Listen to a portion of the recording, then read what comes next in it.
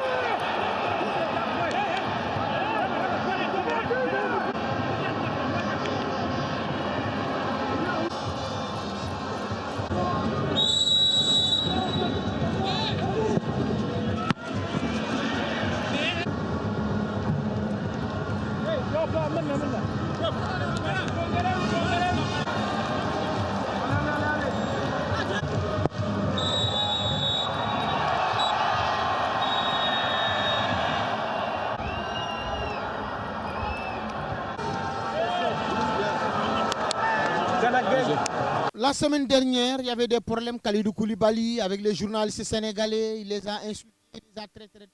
Mais Kalidou, comme un grand monsieur, il s'est excusé. Kalidou Koulibaly en zone mixte, Idrissa Gana Gueye en zone mixte, Sadio Mané en zone mixte. Ouais, un match très compliqué, mais voilà, le plus important aujourd'hui, c'était la qualification. Maintenant, on va bien se reposer et préparer le prochain match. Penalty raté, mais on a marqué un but. C'était l'essentiel, même si on aurait pu gagner un peu plus, avec un peu plus de buts. Voilà, l'essentiel aujourd'hui, c'était la qualification. Il faudra bien se reposer et préparer le prochain match. Ouais, c'est une équipe qui n'a pas encore perdu depuis le début de la compétition. Maintenant, c'est à nous de bien analyser cette équipe et surtout les respecter pour passer au prochain tour. Aujourd'hui, j'ai raté encore une fois. Et je pense qu'à un moment donné, il faut penser à l'équipe. Maintenant, l'équipe m'a donné 3 fois la chance et j'ai raté. Non, dans la vie, il faut jamais abandonner. Je ne vais pas abandonner, mais par contre, je vais donner la chance aux autres pendant tout au long de la CAN. Et je vais aller en club, je vais beaucoup travailler pour revenir en force. Sentiment de fierté. Et puis, je pense que tout le monde est content. L'essentiel, c'était de se qualifier, même si ce n'était pas évident parce que on avait en face de nous une belle équipe, il faut le reconnaître, c'est vraiment une belle équipe et ils courent beaucoup. Donc pour nous, le plus important, c'est c'était de se qualifier. On va essayer de préparer comme on l'a fait avant ce match. On sait que voilà, on a un gros morceau encore, mais je pense qu'aussi on a une belle équipe. On va essayer de se reposer pendant ces 3-4 jours pour revenir en force et rendre tout le Sénégal fier. C'était un match très difficile, on savait que ça allait être l'Ouganda allait nous mettre en difficulté. C'est bien qu'on ait bien répondu sur le terrain, on a marqué ce but très rapidement, c'est dommage qu'on n'a pas mis ce deuxième but, mais voilà, ce soir on peut être content. Beaucoup disent que c'est une équipe surprise, mais moi je ne pense pas que c'est une équipe surprise, ils ont fait des bonnes qualifications, des bons matchs de poule. Maintenant voilà, ils ont gagné contre un grand d'Afrique, le Maroc. À nous de faire attention, à nous bien préparer le match, on sait que ça va être très difficile, mais voilà, on est prêt à jouer contre n'importe qui. On va bien préparer ce match-là pour pouvoir le gagner, mais on sait que ça va être un match compliqué, et voilà, on sera prêt. ñoom tamit kenn demul ñu des ñoo xam ñu dëkk fii ñoo xam ñu jóge Sénégal je parle du 12e Gaïndé les supporters ils ont été héroïques hier fële ca Stade Kerba ils ont supporté l'équipe nationale du Sénégal durant tout au long de cette rencontre jàppale nañ équipe bi nekk nañ ci gannaawam et nag Lions yi ci terrain bi delloo nañ leen jukkal dañ leen di jël ñoom tamit bi match bi jeexee seen ay réaction non ñun moom ndam dañ indaale fii te dañ ko yóbbu coupe bi dañ bëgg a yóbbu incha allah te dañ ko yóbbu ci kattanu yàlla ñu ngi koy ñaan yàlla sëñ borom te yàlla mu mayee ndam yàlla na nu ko may ci barke Seydina Mohamed ñu yóbbu coupe bi yóbbul ko Macky Sall ci kattanu yàlla incha allahu rabbi yàlla mën na ko yàlla def ci barke Seydina Mohamed. Really, Egyptians, our fans for Sadio Mane, you know, he is a play with Salah, and so you are welcome here in Egypt to all of you. And congratulations for your. waaw tey moom kontaan nañ franchement parler kontaan nañ bu baax a baax te di ñaan li yàlla jëmale ko kanam quoi parce que match bi moom jaar na ci yoon quoi depuis troisième match bi ba léegi daal gis nañ ne changement bu bëgg am na ci affaire bi daal Aliou Cissé mu ngi teg lu mu war a teg affaire bi jaar na yoon ñuy kontaan waaw lii rek la ñu bëgg quoi. Senegal plays well. I think Senegal will go further in this cup. I think Senegal will be in the final. If Egypt doesn't win the cup, Senegal will be the winner. Notre pays n'est pas qualifié, mais Sénégal, Burkina, c'est comme la même chose quoi. Voilà, on est venu soutenir les Sénégalais puisqu'ils n'ont qu'à avancer très bien quoi.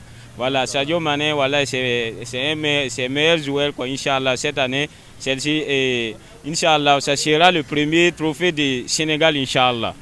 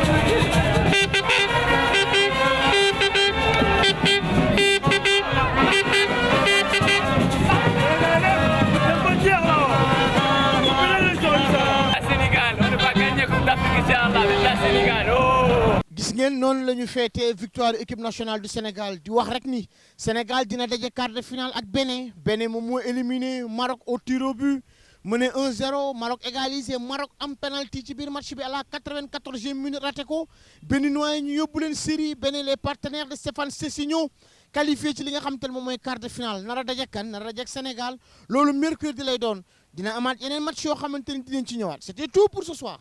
On vous donne rendez-vous très prochainement sur Focus Can.